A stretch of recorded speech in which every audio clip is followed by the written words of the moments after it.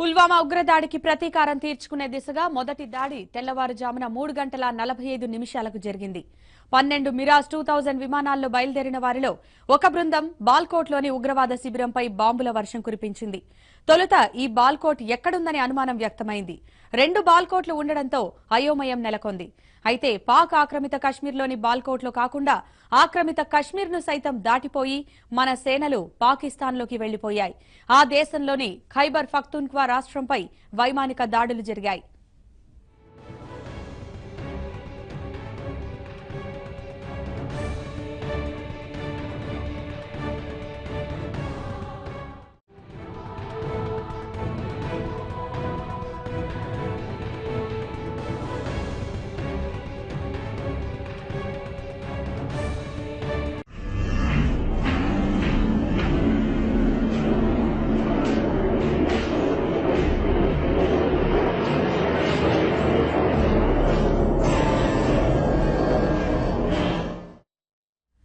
పుల్వామా ఉగ్రదాడికి ప్రతీకారం తీర్చుకునే దిశగా మొదటి దాడి తెల్లవారుజామున 3:45 జరిగింది.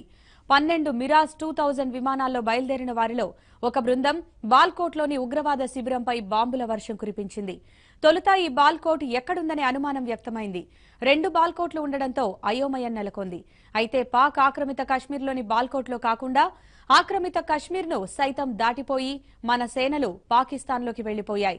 ఆ దేశంలోని ఖైబర్ పఖ్తూన్ఖ్వా రాష్ట్రంపై వైమానిక దాడులు జరిగాయి.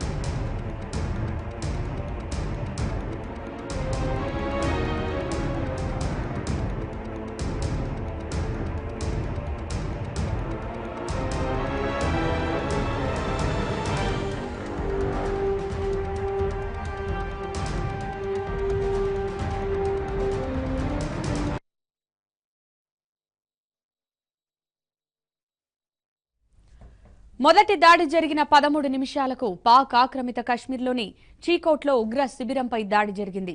మరో 6 నిమిషాల్లోనే మూడోది ఆఖర్ది అయిన ముజఫరాబాద్ ప్రాంతంలోని ఉగ్రవాద కేంద్రంపై దాడి చేశారు. 3 దాడులను సమర్థంగా పూర్తి చేసుకుని మన మిరాజ్ విమానాలు అందులోని పైలట్లు సురక్షితంగా వెనక్కి వచ్చేశారు. విమానాలకు ఒక్క గీత కూడా పడలేదు. మన వైపు నుంచి బొట్టు రక్తం చిందలేదు.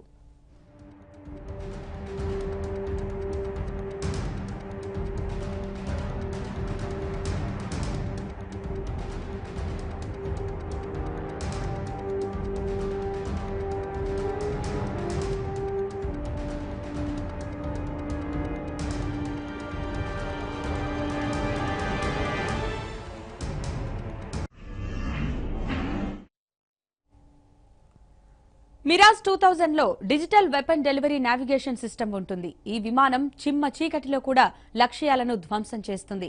ఇజ్రాయెల్ టెక్నాలజీ లైటింగ్ తో శత్రువుల్ని ఆటోమేటిక్ గా గుర్తించగలిగే సామర్థ్యం ఉంది.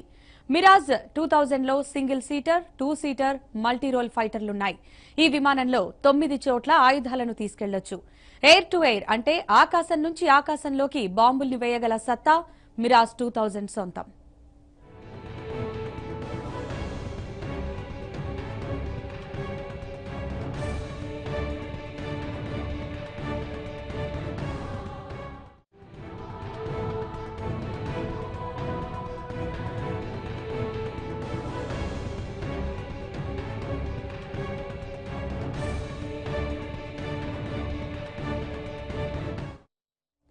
కార్గిల్ యుద్ధంలో మిరాజులు బాగా ఉపయోగపడ్డాయన్నది నిర్వివాదాంశం. 1999లో కార్గిల్ యుద్ధంలో ఒక మిగ్-21, మిగ్-27 యుద్ధ విమానాలను పాక్ బలగాలు కూల్చేశాయి. ఆ మర్నాడే భారత్కు చెందిన మరో MI-17 హెలికాప్టర్ను కూడా కూల్చేశాయి. దీంతో పదాతి దళానికి అండగా నిలవాల్సిన వాయుసేన కొంత ఇబ్బందికర పరిస్థితిని ఎదుర్కొంది. దీంతో భారత్ వాయుసేన కూడా మిరాజ్ 2000 యుద్ధ విమానాల నేతృత్వంలో ఆపరేషన్ సఫేద్ సాగర్ ను ప్రారంభించింది. 2 మిరాజ్ యుద్ధ విమానాల స్క్వాడ్రన్లు రంగంలోకి దిగాయి. దాదాపు 55,000 కిలోల బరువున్న బాంబులను శత్రు స్థావరాలపై జారవిడిచాయి. ఫలితంగా పదాతి దళం వేగంగా ముందుకు కదిలి పలు శిఖరాలను పాక్ బలగాల నుంచి స్వాధీనం చేసుకున్నాయి. పాక్పై యుద్ధం చేయాలంటే మిరాజ్తో వైమానిక దాడులు సరైన పరిష్కారమని భారత సైన్యం గుర్తించింది.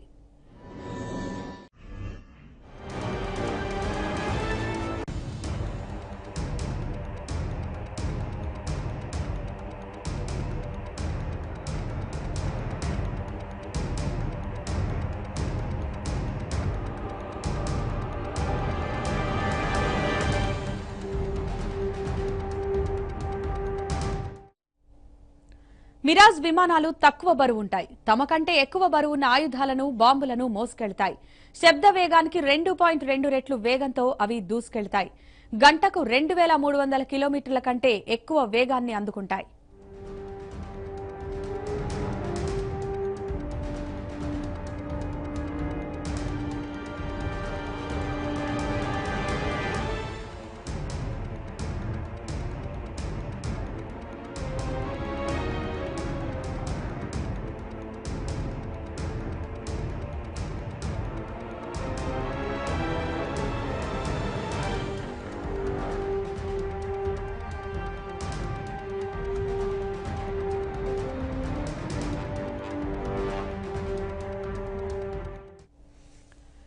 నిజానికి మన యుద్ధ విమానాల రాకను పాక్ ఆర్మీ రాడార్లు గుర్తించాయి.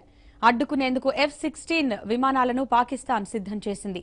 కానీ అంతలోనే వైఖరి మార్చుకుంది. దీర్ఘకాలిక ఇబ్బందులు వస్తుందని గుర్తించింది. అంతే, ప్రతి దాడిని విరమించుకుంది. దాంతో భారత వైమానిక దళం పని సులువైంది.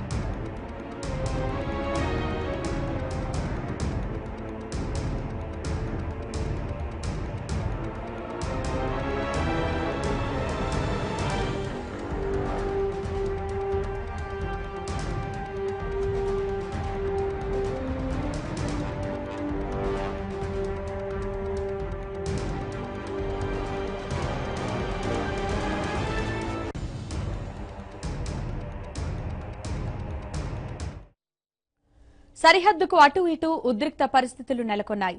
మనవైపు కూడా 27 గ్రామాలను ఖాళీ చేయించారు. ఎటువంటి ఉపద్రవాన్నైనా ఎదుర్కొనేందుకు సిద్ధపడే వైమానిక దాడికి దిగినట్లు తెలుస్తోంది.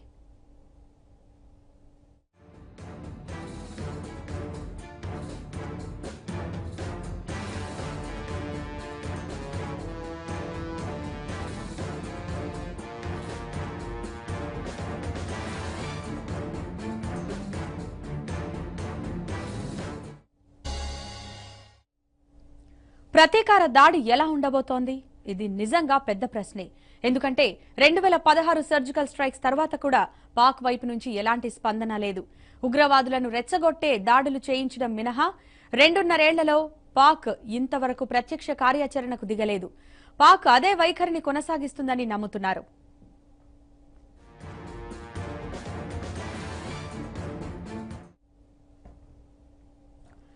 సర్జికల్ స్ట్రైక్స్ 2 పై CRPF retired DG Durga Prasad ఏమనుకుంటున్నారో మా ఏపీ బ్యూరో చీఫ్ రామారావు వివరిస్తారు. Ramarao, over to you.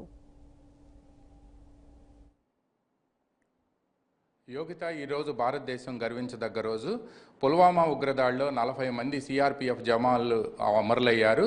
దానికి ప్రతీకారంగా భారతదేశం, ముఖ్యంగా భారత అంతరిక్ష దళం ఈరోజు ప్రతీకారం తీర్చుకుంది. అక్కడ పీఓకేలో ఉన్న ఉగ్ర శిబిరాలపై దాడి చేసి దాదాపుగా 300 మందిని హతమార్చారని చెప్పి సమాచారం అందుతుంది. అయితే సిఆర్పిఎఫ్ జవాన్లు 44 మంది అమరులవటం దేశం మొత్తాన్ని కూడా, ముఖ్యంగా ఈ దేశం పట్ల అంకితభావం ఉన్న వారిని, అదేవిధంగా దేశభక్తి ఉన్న వారందరినీ కూడా కన్నీరు కార్చే విధంగా చేసింది. అందుకు ప్రతీకారంగా ఈరోజు భారత్ జరిపిన దాడులు, మన సిఆర్పిఎఫ్ జవాన్లు అమరులైన వ్యవహారంపై మనతో మాట్లాడేందుకు సిఆర్పిఎఫ్ మాజీ డీజీ, ఆంధ్రప్రదేశ్ ప్రభుత్వం యాంటీ టెర్రరిస్ట్ యాక్టివిటీస్కి సంబంధించిన అడ్వైజర్ కోడే దుర్గాప్రసాద్ గారు ఉన్నారు. దుర్గాప్రసాద్ గారు, ఈ మన సిఆర్పిఎఫ్ జవాన్లపై జరిగిన దాడి తర్వాత మీరు ఆంధ్రజ్యోతికి కూడా ప్రత్యేక ఇంటర్వ్యూ ఇచ్చారు. ఆ దాడిని పరిశీలిస్తే ఎవరికైనా సరే వాళ్ళ కుటుంబాలను చూస్తే, దేశం కోసం వీళ్ళు అమరులైన విధానం చూస్తే కన్నీళ్లు తెప్పిస్తుంది. కానీ ఈరోజు దానికి ప్రతీకారంగా చేసిన సర్జికల్ స్ట్రైక్ 2 చూస్తే అందరూ కూడా గర్విస్తున్నారు, ఇంకా దాడులు జరగాలని కోరుకుంటున్నారు. మీరు సిఆర్పిఎఫ్ డీజీగా చూశారు, తర్వాత దేశ భద్రతకు సంబంధించి మీరే కీలక పాత్ర పోషించారు. ఎలా చూస్తారు ఈ దాడుల్ని, ప్రతీకార దాడుల్ని? పాకిస్తాన్ ప్రధాని మరి వారు ఏమన్నారంటే ఇంటర్వ్యూలో ఇట్లాగే, మీరు కనుక దాడులు చేయాలని ఆలోచిస్తుంటేనే మేము దాడి చేస్తాము అని చెప్పేసి ఒక స్టేట్మెంట్ ఇచ్చారు. ఆయన మాటలు చెప్పారు, మనం చేసి చూపించాం. ఇట్లాంటి ఇంతకుముందు ఏదైతే మా సిఆర్పి జవాన్లు బలిగొన్న దాడులు ఏ విధంగా చేశారో, ఆత్మాహుతి దాడులు ఏ విధంగా చేశారో అటువంటి దాడులు మరిన్ని చేయాలని చెప్పేసి శిక్షణ ఇస్తున్న కేంద్రం మీద, ఆ శిబిరం మీద ఒకేసారి దాడి చేయడం అర్ధరాత్రి. వాళ్ళు తెలుసుకుని తేరుకునే లోపలే పని పూర్తి చేసుకుని మన వైమానిక దళాలు తిరిగి వచ్చాయి. అంటే నేల మీదే కాదు, ఆకాశంలో కూడా మన ఆధిపత్యం పూర్తిగా ఉంది అని మరొకసారి మన బలగాలు నిరూపించాయి. 2016లో జరిగిన సర్జికల్ స్ట్రైక్ చూసుకుంటే మనము భూభాగం మీదుగా వెళ్ళి వాళ్ళ మీద సర్జికల్ స్ట్రైక్ చేసాం. అప్పుడు పీఓకేలోకి వెళ్ళగలిగాం, నియంత్రణ రేఖను దాటారు అని చెప్పారు. అప్పుడు పాకిస్తాన్ వైపు నుంచి ప్రతీకార దాడి లేదు. ఇప్పుడు ఇంతకుముందు మీరన్నట్టుగా పాకిస్తాన్ ప్రధాని ఇమ్రాన్ ఖాన్ ఒక వ్యాఖ్య చేశారు, యుద్ధం ప్రారంభించడమే మీ చేతిలో ఉంటుంది, దాని ముగింపు అనేది మీ చేతిలో ఉండదు, అది తెలుసుకోండి అని చెప్పి. ఆయన హెచ్చరికల నేపథ్యంలో ఇప్పుడు సర్జికల్ స్ట్రైక్ 2 చూస్తే ఏమనిపిస్తుంది? అటువైపు నుంచి ఏం జరగబోతుంది అనుకుంటున్నారు? మీరేం ఎక్స్పెక్ట్ చేస్తున్నారు యాజ్ ఏ సిఆర్పిఎఫ్ రిటైర్డ్ డీజీగా? మీకు అనుభవం కూడా ఉంది, మీ బలగాలే అక్కడ ఇప్పుడు పోరాటం చేస్తుంది. మీరు జాగ్రత్తగా గమనిస్తే చాలా స్పష్టంగా చెప్పడం జరిగింది, ఇది మిలిటరీ దాడి కాదు. 2, ఇది పౌరులున్న నివాసం ఉన్న ప్రాంతంలో జరగలేదు. పూర్తిగా ఓన్లీ టెర్రరిస్ట్ను మాత్రమే ట్రైనింగ్ ఇస్తున్న ఒక కొండ ప్రాంతం మీద, కొండ మీద ఎక్కడైతే ట్రైనింగ్ ఇస్తున్నారో అక్కడ మాత్రమే దాడి చేయడం జరిగింది. నెంబర్ 1. నెంబర్ 2, ఇది నేను చెప్పినట్టుగా అది వైమానిక దాడి కాదు. వాళ్ళు మన మీద దాడి చేయడానికి మరల సన్నిద్ధం అవుతున్నారు, దానికోసం కావాలన్న ఏర్పాట్లు చేస్తున్నారు, ట్రైనింగ్ చేస్తున్నారు సమాచారం అందిన మేరకే ఎక్కడైతే ట్రైనింగ్ చేస్తున్నారో అక్కడ మాత్రమే దాడి చేయడం జరిగింది. కాబట్టి ఇట్ ఈజ్ నాట్ మన సైడ్ నుంచి ఒక మిలిటరీ అటాక్ లాంటిది కాదు. అయినప్పటికీ మీరు అన్న ప్రశ్న ఏంటంటే, వారు దీనికి పర్యవసానం ఎట్లా ఉంటుందని చెప్పి మీరు అడుగుతున్నారు. వారికి ఏమాత్రం మరి జాగ్రత్తగా ఆలోచించినా, మంచి చెడులు వాళ్ళు చూసుకున్నా కూడాను, పాకిస్తాన్ ఎట్లా అయితే మొదటిసారి మనం సర్జికల్ స్ట్రైక్స్ చేసినప్పుడు అది దెబ్బతిని గప్చుకు ఊరుకున్నారో, అదేవిధంగా ఈసారి కూడా చేస్తే వాళ్ళకి మంచిది. అట్లా కాకుండా వాళ్ళు ఏమైనా కయ్యానికి కాలు దువ్వితే ఇవాళ మొన్న అంతకుముందు ఇచ్చిన 2016లో ఇచ్చిన జవాబు కన్నా ఇంకా ధీటైన జవాబు వారికి దక్కుతుంది మన దగ్గర నుంచి. సార్, ఉరి ఉగ్రదాడి అప్పుడు కానీ, పుల్వామా ఉగ్రదాడి అప్పుడు కానీ మరణించింది భారత జవాన్ల అమరులయ్యారు సిఆర్పిఎఫ్. మీరు ఏదైతే ఫోర్స్కి హెడ్ చేశారో అదే బలగాలు దెబ్బతిన్నాయి. కానీ అక్కడ అటువైపు నుంచి ఉగ్రవాదులు చనిపోతూ ఉన్నారు. మీరు అన్నట్టు పీఓకేలో ఉండే ఎక్కడైతే ఉగ్ర మూట ఉందో, ఉగ్ర మూకలు ఉన్నాయో అక్కడ దాడి చేసాము, 300 మందిని హతమార్చాము అని చెప్తుంది ఇండియన్ ఎయిర్ ఫోర్స్. వెళ్ళి అక్కడికి వెళ్ళి దాడులు చేసింది మిరాజ్ యుద్ధ విమానాలు. But at the same time ఈ దాడిలో వాళ్ళని పాకిస్తాన్ ఈరోజు ఒక కామెంట్ చేసింది, దీనికి ప్రతీకారం ఉంటుంది, మా దగ్గర ఎటువంటి ప్రాణ నష్టం వాటిల్లలేదు, కేవలం దాడి జరిగిన దగ్గర భూమి మాత్రమే కుంగింది అని చెప్తున్నారు. ఇక మరి దానికి ప్రతీకారం ఏముందండి? ఆ విధంగా చెప్పుకున్నట్టయితే ప్రతీకారం ఉంటుంది అనే మాట అన్నారుంటేనే అర్థం నిజంగా దెబ్బతిన్నారు అని ఒకటి. రెండోది, ఏ విధమైన ప్రతీకార చర్య తీసుకున్నా కూడా వాళ్ళు నష్టపోయేది వాళ్ళే తప్పితే మనం కాదు ఉన్న పరిస్థితుల్లో. ఎందుకంటే మనం పూర్తిగా సన్నద్ధంగా ఉన్నాం. వాళ్ళు ఎటువంటి చర్యలకి పాల్పడినా కూడా వారికి తగిన రీతిలో జవాబు ఇవ్వడం జరుగుతుంది. అంటే ఇండియన్ ఎయిర్ ఫోర్స్కి సంబంధించి ఈరోజు దాదాపుగా 8 యుద్ధ విమానాలు పార్టిసిపేట్ చేసినాయి. అంటే లేజర్ దీంతో మేము స్ట్రైక్ చేసాము. ఎక్కడైతే ఉన్నాయో ఉగ్ర శిబిరాలు ఉన్నాయో వాటిల్నే మేము ధ్వంసం చేశాము. బట్ ఇంకా ఎక్కడా కూడా సామాన్య పౌరులకి ఎక్కడా ప్రాణ నష్టం కానీ ఏమీ వాటిల్లో లేదు అని చెప్తున్నారు. ఏకీభవిస్తారా మీరు యాజ్ ఏ డీజీసీ సిఆర్పిఎఫ్? నేను ఏకీభవించేదని పాకిస్తాన్ వాళ్ళే చెప్తున్నారు ప్రాణ నష్టం జరగలేదు అని చెప్పేసి. అయితే వాళ్ళు చెప్పిన ప్రాణ నష్టం మనం ఏమంటున్నామంటే సివిలియన్ ప్రాణ నష్టం జరగలేదు, కానీ వాళ్ళ ఉగ్రవాదులు ఎవరైతే వాళ్ళు ట్రైనింగ్ ఇస్తున్నారో వాళ్ళందరినీ మాత్రం మనం కంప్లీట్గా ఖతం చేసామని చెప్పేసి మనం చెప్తున్నాం. We stand by this act of the Indian Air Force. We stand by them, we support them for the entire action taken by them there. కానీ పాకిస్తాన్ ప్రధాని ఇమ్రాన్ ఖాన్ మాటలు చూస్తే మొన్న ఆయన చెప్పారు, మీరు దాడి చెయ్యాలి అని అనుకునేలోపు మేము దాడి చేస్తాము అని చెప్పి. కానీ ఆయన ఇంకొకటి కూడా చెప్పాడు, మీరు యుద్ధం ప్రారంభించడమే మీ చేతుల్లో ఉంటుంది, దాని సమాప్తం ఎలా ఉంటుంది అనేది నేను చెప్పలేను అని చెప్పి, చాలా తీవ్రంగా ఉంటుంది అని. అంటే ఏంటి ఇన్ బిట్వీన్ లైన్స్ ఆయన మాటలు చూస్తే, పాకిస్తాన్ ప్రధాని మాటలు చూస్తే మీకేమనిపిస్తుంది? మేము ఇప్పటికి కూడా మనం యుద్ధం మొదలుపెట్టలేదండి. నేను అదే చెప్తున్నాను, మనం యుద్ధం మొదలుపెట్టలేదు. మనం చేసింది మాత్రం ఓన్లీ మనం రక్షించుకునేందుకు చర్య తీసుకున్నాం. యుద్ధం మాత్రం మొదలుపెట్టలేదు. యుద్ధం మొదలు పెడితే వాళ్ళు మొదలు పెట్టాలి, మనం ఎండ్ చేస్తాం దాన్ని. అంతే. కాబట్టి పిఓకే అనేది మా నియంత్రణలో ఉంది అని చెప్పి వాళ్ళు చెప్తున్నారు, Pak occupied Kashmir. But at the same time ఇందాక సుబ్రహ్మణ్య స్వామి ఒక వ్యాలిడ్ కామెంట్ చేశారు. ఏంటంటే పిఓకే అనేది భారతదేశంలో ఉన్న ఒక అంతర్భాగం, దాని మీద ఉండే ఉగ్ర శిబిరాలను మేము దాడి చేశాము అని అంటే భారతదేశ అంతర్గత భద్రతకు ముప్పు వస్తుంది కాబట్టి మేము అటాక్ చేశాము. అందుకోసం అని చెప్పి మేము పాకిస్తాన్కి ఎక్కడా కూడా లైన్ ఆఫ్ కంట్రోల్ దాటలేదు, ఎల్ఓసి దాటలేదు అని చెప్తున్నారు. అది దాంతో ఏకీభవిస్తారా మీరు యాజ్ ఏ సిఆర్పిఎఫ్ డిఐజీగా? మీరే సరిహద్దుల్లో ఉండి మీ బలగాలే చేసేది. ఎగ్జాక్ట్గా ఎక్కడ జరిగిందన్నది నాకు తెలియదండి. అది వారు చెప్పింది కూడా నేను వినలేదు. సో అవన్నీ పూర్తిగా తెలియకుండా దాని మీద నేను కామెంట్ చేయలేను. బట్ వాస్తవం ఏంటంటే యాజ్ ఐ సెడ్, మన పౌరుల్ని, మన దేశ సమగ్రతని పరీక్షించుకోవడం కోసం అవతల పక్కన ఉగ్రవాదులను ట్రైనింగ్ చేస్తున్నప్పుడు ఉగ్రవాదుల మీద దాడి చేసిన తప్పితే వేరే దేశం మీద మనం దాడి చేయలేదు. మన స్ట్రెంగ్త్ ఎలా ఉండబోతుంది సార్?